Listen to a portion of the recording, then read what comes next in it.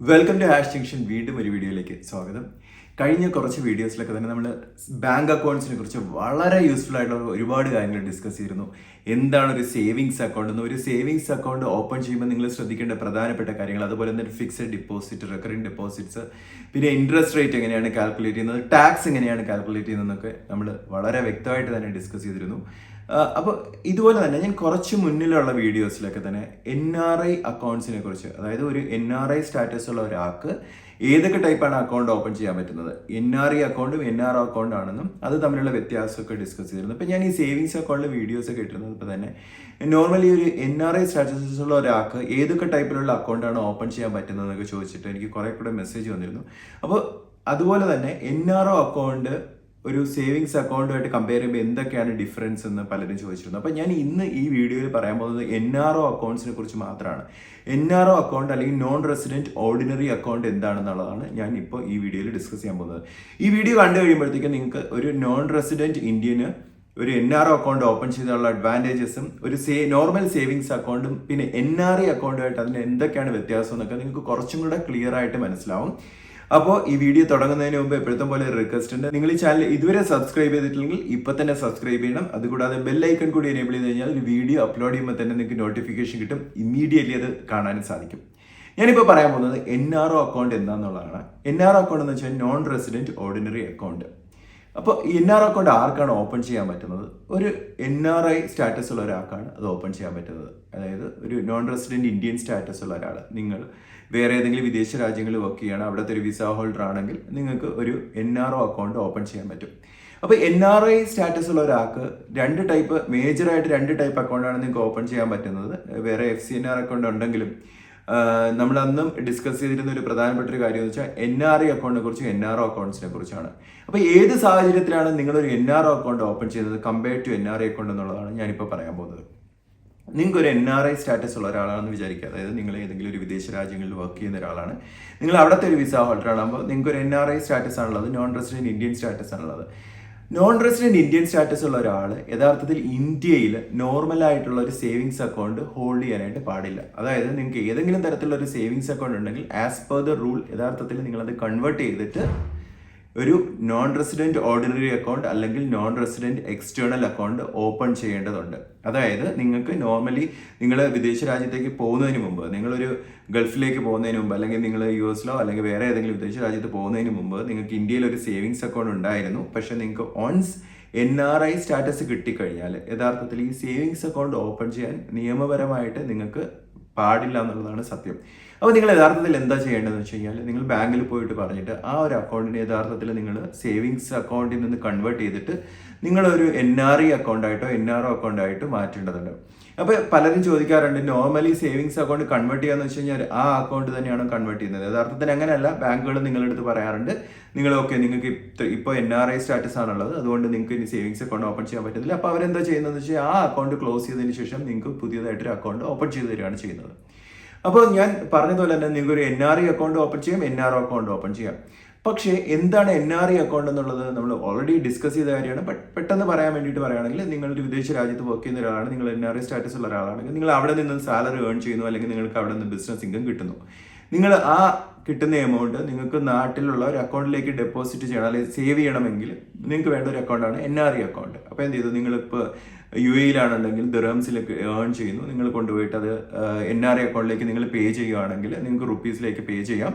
പേ ചെയ്ത് കഴിഞ്ഞാൽ നാട്ടിലുള്ള ഒരാൾക്ക് അതിൽ നിന്ന് വിഡ്രോ ചെയ്യാൻ വേണ്ടിയിട്ട് പറ്റും. പിന്നെ ഒരു അഡ്വാൻറ്റേജ് എന്ന് വെച്ചാൽ അതിൽ നിന്ന് ഏൺ ചെയ്യുന്ന ഇൻകത്തിനൊന്നും നിങ്ങൾക്ക് ഇൻട്രസ്റ്റ് ഒന്നും നിങ്ങൾക്ക് ടാക്സ് ഒന്നും പേ ചെയ്യേണ്ട ആവശ്യമില്ല. ഇനി നിങ്ങൾക്ക് ഈ ഒരു NRI അക്കൗണ്ടിലുള്ള ഒരു ക്യാഷ് വേറെ ഏതെങ്കിലും ഒരു അക്കൗണ്ടിലേക്ക് ട്രാൻസ്ഫർ ചെയ്യാനായിട്ട് പറ്റും. നോർമലായിട്ടുള്ള സേവിങ്സ് അക്കൗണ്ടിലോ വേറൊരു അക്കൗണ്ടിൽ NRI അക്കൗണ്ടിലോട്ടൊക്കെ നിങ്ങൾക്ക് ട്രാൻസ്ഫർ ചെയ്യാനൊക്കെ പോസിബിൾ ആണ്. പിന്നെ എപ്പോൾ വേണമെങ്കിലും നിങ്ങളിപ്പോൾ ഉള്ള ഏത് രാജ്യത്താണോ ആ രാജ്യത്തെ കറൻസിയിലേക്ക് നിങ്ങൾക്ക് റീപാട്രിയേറ്റ് ചെയ്യാൻ പറ്റും. ഏത് ഫോറിൻ കറൻസിയിലേക്ക് റീപാട്രിയേറ്റ് ചെയ്യാനുള്ള ഓപ്ഷൻ ഉണ്ട്. നോർമലി അവർ പ്രൊവൈഡ് ചെയ്യുന്ന കറൻസീസിലൊക്കെ നിങ്ങൾക്ക് റീപാട്രിയേറ്റ് ചെയ്യാനുള്ള ഓപ്ഷൻ ഉണ്ട്. ആ കറൻസിയിലേക്ക് തിരിച്ചു മാറ്റാൻ പറ്റും NRI അക്കൗണ്ട് ആണെങ്കിൽ. അതിന് പ്രത്യേകിച്ച് ലിമിറ്റ് ഒന്നും പറയുന്നില്ല. പക്ഷേ ഒരു NRO അക്കൗണ്ട് എന്താണ്? NRO അക്കൗണ്ട് എന്ന് വെച്ചാൽ, ഇപ്പോൾ നിങ്ങൾ നോർമലി നാട്ടിൽ എന്തിനാണ് സേവിങ്സ് അക്കൗണ്ട് ഓപ്പൺ ചെയ്തത്? നാട്ടിൽ നിന്ന് നിങ്ങൾക്ക് എപ്പോൾ വേണമെങ്കിലും അതിലേക്ക് ക്യാഷ് കൊണ്ടുപോയിടാം, അതിൽ നിന്ന് ക്യാഷ് വിഡ്രോ ചെയ്യാം. ഇങ്ങനെയുള്ള ഫെസിലിറ്റീസ് ഒക്കെ നോർമൽ ആയിട്ടുള്ള ഒരു സേവിങ്സ് അക്കൗണ്ടിലുണ്ട്. ഇതേ ഫെസിലിറ്റി ഉള്ള ഒരു NRI അക്കൗണ്ടാണ് യഥാർത്ഥത്തിൽ ഒരു NRO അക്കൗണ്ട് എന്ന് വേണമെങ്കിൽ നമുക്ക് സിമ്പിളായിട്ട് പറയാം. ശരിക്കും പറഞ്ഞു കഴിഞ്ഞാൽ നിങ്ങൾക്ക് നിങ്ങളൊരു NRI ആണ്, പക്ഷെ സെയിം ടൈം നിങ്ങൾക്ക് നാട്ടിൽ കുറച്ച് റെന്റൽ ഇൻകം ഒക്കെ കിട്ടുന്നുണ്ട്, അല്ലെങ്കിൽ നാട്ടിൽ നിങ്ങൾക്ക് ഒരു ബിസിനസ് ഇൻകം ഒക്കെ കിട്ടുന്നുണ്ട്. അപ്പോൾ ആസ് പെർ ദ റൂൾ നിങ്ങൾക്ക് നാട്ടിൽ സേവിങ്സ് അക്കൗണ്ട് ഒന്നും ഓപ്പൺ ചെയ്യാൻ പാടില്ല. അപ്പോൾ യഥാർത്ഥത്തിൽ നിങ്ങൾ എന്താണ്, ഈ നാട്ടിൽ നിന്ന് കിട്ടുന്ന ഈ റെന്റൽ ഇൻകം ഒക്കെ നിങ്ങൾക്ക് ആ നാട്ടിലത്തെ ഒരു ബാങ്കിലേക്ക് സേവ് ചെയ്യണമെങ്കിൽ, നാട്ടിലത്തെ ഒരു ബാങ്കിലേക്ക് ഡെപ്പോസിറ്റ് ചെയ്യണമെങ്കിൽ ഒബ്വിയസ്ലി നിങ്ങൾക്ക് എന്ത് ചെയ്യണം, ഒരു നാട്ടിൽ കൂടെ ആക്സസ് ചെയ്യാൻ പറ്റുന്ന ഒരു അക്കൗണ്ട് വേണം. പക്ഷെ അത് സെയിം ടൈം NRIസിന് പെർമിറ്റ് ചെയ്തതായിരിക്കണം. അങ്ങനെ ഒരു അക്കൗണ്ടാണ് NRO അക്കൗണ്ട്. അതായത് നിങ്ങൾക്ക് ഒരേ സമയം തന്നെ നാട്ടിൽ നിന്നും അതിലേക്ക് ക്യാഷ് ഇടാം, നാട്ടിൽ നിന്ന് നിങ്ങൾക്ക് വിഡ്രോ ചെയ്യാൻ പറ്റും, അത് NRI അക്കൗണ്ടിലും പറ്റും. പക്ഷേ ഫോറിൻ കൺട്രിയിൽ നിങ്ങൾക്ക് അതിനകത്തേക്ക് റെമിറ്റ് ചെയ്യാൻ പറ്റുന്ന ഒരു അക്കൗണ്ടാണ് NRO account, non resident ordinary account. അപ്പോൾ നിങ്ങൾ NRI സ്റ്റാറ്റസ് ഉള്ള ഒരാളാണ്, നാട്ടിൽ നിന്ന് നിങ്ങൾക്ക് ക്യാഷ് അതിനകത്തേക്ക് സേവ് ചെയ്യണം എന്നുണ്ടെങ്കിൽ ഡെഫിനറ്റ് ആയിട്ട് നിങ്ങൾക്ക് വേണ്ടുന്ന ഒരു അക്കൗണ്ട് എന്ന് പറഞ്ഞാൽ NRO അക്കൗണ്ടാണ്. പിന്നെയെന്ന് വെച്ചാൽ നിങ്ങൾ വിദേശ രാജ്യത്താണുള്ളത്, നിങ്ങളുടെ സ്പൗസ് നാട്ടിലാണുള്ളത് എന്ന് വിചാരിക്കുക. നിങ്ങൾക്ക് ഒരു ജോയിന്റ് അക്കൗണ്ട് ഓപ്പൺ ആക്കണം. ഒരു NRI അക്കൗണ്ട് ഓപ്പൺ ആക്കണമെങ്കിൽ ആ NRI സ്റ്റാറ്റസ് ഉള്ള ഒരാളുമായിട്ട് മാത്രമാണ് നിങ്ങൾക്ക് ജോയിന്റ് അക്കൗണ്ട് ഓപ്പൺ ചെയ്യാൻ പറ്റുള്ളൂ.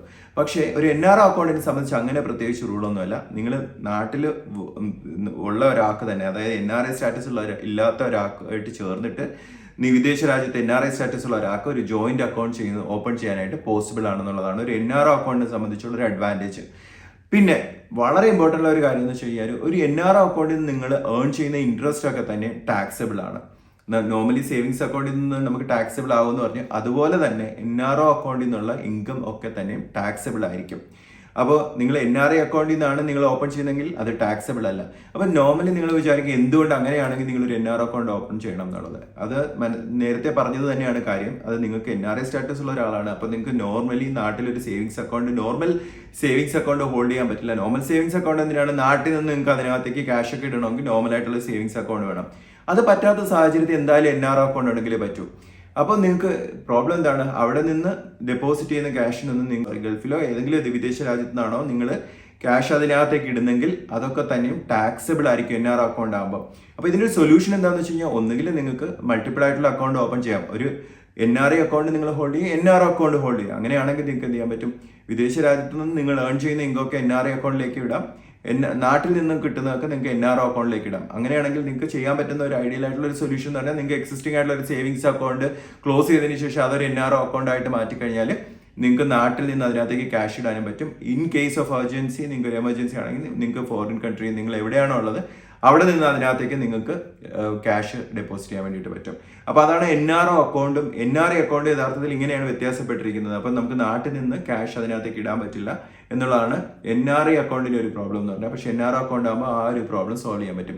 അപ്പം ഒരു ഡിസഡ്വാൻറ്റേജ്, ഒരു NRI സംബന്ധിച്ച് എന്താണ് ഡിസഡ്വാൻറ്റേജ്, നിങ്ങൾ ഇൻകം അതിനകത്തേക്ക് ഇടുന്ന ഇൻകം ഒക്കെ തന്നെ ടാക്സിബിൾ ആയിരിക്കും. അപ്പോൾ നിങ്ങൾ വിദേശ രാജ്യത്ത് അതിനകത്തേക്ക് പേ ചെയ്യുന്നതിനകത്ത് എന്തെങ്കിലും ഇൻട്രസ്റ്റ് ഏൺ ചെയ്യുന്നുണ്ടെങ്കിൽ അത് ടാക്സിബിൾ ആയിരിക്കും എന്നുള്ളതാണ് NRO അക്കൗണ്ടിൻ്റെ പ്രശ്നം. അപ്പോൾ NRI അക്കൗണ്ട് ആണെങ്കിൽ ആ ടാക്സിൻ്റെ ഇഷ്യൂ ഇല്ല. പിന്നെ NRO അക്കൗണ്ടിൽ ഇടുന്ന എമൗണ്ട് ഒന്നും തന്നെ NRI അക്കൗണ്ട്സിലുള്ളത് പോലെ നിങ്ങൾക്ക് റീപാട്രിയേറ്റ് ചെയ്യാൻ പറ്റില്ല, വേറൊരു കറൻസിയിലേക്ക് മാറ്റാൻ വേണ്ടിയിട്ട് പറ്റില്ല. പക്ഷേ NRI അക്കൗണ്ട് ആണെങ്കിൽ നിങ്ങൾ ഇപ്പോൾ US ഡോളറിൽ, നിങ്ങളൊരു US-ലാണ് വർക്ക് ചെയ്യുന്നത്, നിങ്ങൾ അതിനകത്തേക്ക് പൈസ സാലറി ഒക്കെ ക്യാഷ് ഒക്കെ സേവ് ചെയ്തു, നിങ്ങൾക്ക് എപ്പോൾ വേണമെങ്കിലും US ഡോളറിലേക്ക് റീപാട്രിയേറ്റ് ചെയ്യാനുള്ള ഓപ്ഷൻ ഉണ്ട്. പക്ഷേ NRO അക്കൗണ്ട് ആണെങ്കിൽ അതിന് ലിമിറ്റ്സ് ഉണ്ട്. As per the rule $1 million വരെയാണ് നിങ്ങൾക്ക് റീപാട്രിയേറ്റ് ചെയ്യാൻ പറ്റുന്നത്. പക്ഷെ അതിനൊക്കെ ടാക്സബിൾ ആയിരിക്കണം. ടാക്സ് കൊടുത്തിട്ടുള്ള അതിൽ നിന്ന് നിങ്ങൾ ഇൻട്രസ്റ്റ് ഏൺ ചെയ്തിട്ടുണ്ടോ, അല്ലെങ്കിൽ അതിൻ്റെ സോഴ്സ് ഒക്കെ കാണിച്ച് അതിന് ചാർട്ടേഡ് അക്കൗണ്ടൻസിൻ്റെ എന്നൊക്കെ സർട്ടിഫിക്കറ്റ്സ് ഉണ്ടെങ്കിൽ മാത്രമാണ് നിങ്ങൾക്ക് റീപാട്രിയേറ്റ് ചെയ്യാൻ പറ്റുള്ളൂ. അതിനും ലിമിറ്റ് വെച്ചിട്ടുണ്ട്. അപ്പോൾ NRO അക്കൗണ്ട്സ് എന്ന് പറയുന്നത് റീപാട്രിയേഷൻ ലിമിറ്റ് ഉണ്ട്, നിങ്ങൾക്ക് 1 million പറ്റും എന്നുള്ളതുണ്ട്. പിന്നെ അതുപോലെ തന്നെ ടാക്സ്, അതായത് നിങ്ങൾ ഇൻട്രസ്റ്റ് ഏൺ ചെയ്തതിനൊക്കെ ടാക്സ് ഒക്കെ പേ ചെയ്തിട്ടുണ്ടെന്നൊക്കെ ഉറപ്പ് വരുത്തിയതിന് ശേഷം മാത്രമാണ് നിങ്ങൾക്ക് റീപാട്രിയേറ്റ് ചെയ്യാൻ പറ്റുന്നത്. അപ്പോൾ പ്രധാനപ്പെട്ട വ്യത്യാസം നിങ്ങൾക്ക് മനസ്സിലായിട്ടുണ്ടെന്ന് വിചാരിക്കുന്നു. അതായത് നാട്ടിൽ നിന്നും കിട്ടുന്ന ഇൻകം കൂടി നിങ്ങൾക്ക് സേവ് ചെയ്യാൻ വേണ്ടിയിട്ട് പറ്റും.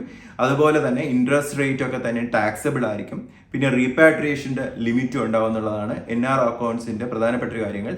പിന്നെ ഞാൻ നേരത്തെ പറഞ്ഞതുപോലെ നിങ്ങൾക്ക് നാട്ടിൽ NRI സ്റ്റാറ്റസ് ഇല്ലാത്ത ഒരാളായിട്ട് ചേർന്നിട്ട് ജോയിന്റ് അക്കൗണ്ട് തുടങ്ങണമെങ്കിൽ NRO അക്കൗണ്ട്സ് മാത്രമാണ് പോസിബിലിറ്റി എന്ന് പറഞ്ഞാൽ. അപ്പോൾ NRO അക്കൗണ്ട് ഉണ്ടെങ്കിൽ നിങ്ങൾക്ക് നിങ്ങളുടെ സ്പൗസുമായിട്ടൊക്കെ ചേർന്നിട്ട് നിങ്ങൾക്ക് ഒരു ജോയിന്റ് അക്കൗണ്ട് ഓപ്പൺ ചെയ്യാനായിട്ട് പറ്റും. അപ്പോൾ നിങ്ങളിപ്പോൾ കറന്റ് നിങ്ങളൊരു സേവിങ്സ് അക്കൗണ്ട് ഹോൾഡ് ചെയ്യുന്ന ഒരാളാണ്, നിങ്ങൾക്ക് നാട്ടിൽ നിന്നൊരു ബിസിനസ് ഇൻകോ അല്ലെങ്കിൽ റെന്റൽ ഇൻകോ ഒക്കെ കിട്ടുകയാണെങ്കിൽ എഫക്റ്റീവ്ലി നിങ്ങൾക്ക് അതിലേക്ക് സേവ് ചെയ്യണമെങ്കിൽ നിങ്ങൾ NRO അക്കൗണ്ടാണ് ഓപ്പൺ ചെയ്യേണ്ടത്. അപ്പോൾ NRO അക്കൗണ്ടിൽ നിങ്ങൾക്ക് ടാക്സ് ഇൻകം അതിനകത്ത് നിന്ന് നിങ്ങൾക്ക് ഇൻട്രസ്റ്റിന് ടാക്സ് പേ ചെയ്യേണ്ടി വരുന്നതുകൊണ്ട് നിങ്ങൾക്ക് ഒരേ സമയം തന്നെ 2 അക്കൗണ്ട് ഹോൾഡ് ചെയ്യുന്നതിന് അങ്ങനെ ലീഗൽ ഇഷ്യൂസ് ഒന്നുമില്ല. നിങ്ങൾക്ക് ഒരു NRE അക്കൗണ്ട് ഓപ്പൺ ചെയ്യാം, നിങ്ങൾക്ക് ഒരു NRO അക്കൗണ്ട് ഓപ്പൺ ചെയ്യാം. അപ്പോൾ NRO അക്കൗണ്ടിൽ നിങ്ങൾ നാട്ടിൽ നിന്നുള്ളൊരു ഇൻകം അതിനകത്തേക്ക് ട്രാൻസ്ഫർ ചെയ്യുക. NRE അക്കൗണ്ട്സിൽ നിങ്ങൾ ഏത് രാജ്യത്താണോ ഉള്ളത് ആ രാജ്യത്തുള്ള ഇൻകം അതിനകത്തേക്ക് സേവ് ചെയ്യുക എന്നുള്ളതാണ് ഏറ്റവും എളുപ്പമുള്ള ഒരു സൊല്യൂഷൻ എന്ന് പറഞ്ഞാൽ. അപ്പോൾ ഇതാണ് NRO അക്കൗണ്ട്സിലുള്ള പ്രധാനപ്പെട്ട കാര്യങ്ങൾ. അപ്പോൾ നിങ്ങൾക്ക് ഈ വീഡിയോ ഇഷ്ടപ്പെട്ടുണ്ടെങ്കിൽ ഷെയർ ചെയ്ത് മാക്സിമം ആൾക്കാർക്ക് കൊടുക്കുക. അതുപോലെ ഈ ചാനൽ ഇതുവരെ സബ്സ്ക്രൈബ് ചെയ്തിട്ടില്ലെങ്കിൽ ഇപ്പോൾ തന്നെ സബ്സ്ക്രൈബ് ചെയ്യണം. അതുകൂടാതെ ബെല്ലൈക്കൺ കൂടി എനേബിൾ ചെയ്ത് കഴിഞ്ഞാൽ ഒരു വീഡിയോ അപ്ലോഡ് ചെയ്യുമ്പോൾ തന്നെ നിങ്ങൾക്ക് നോട്ടിഫിക്കേഷൻ കിട്ടും. ഇമീഡിയറ്റ്ലി അത് കാണാൻ സാധിക്കും. Thank you very much.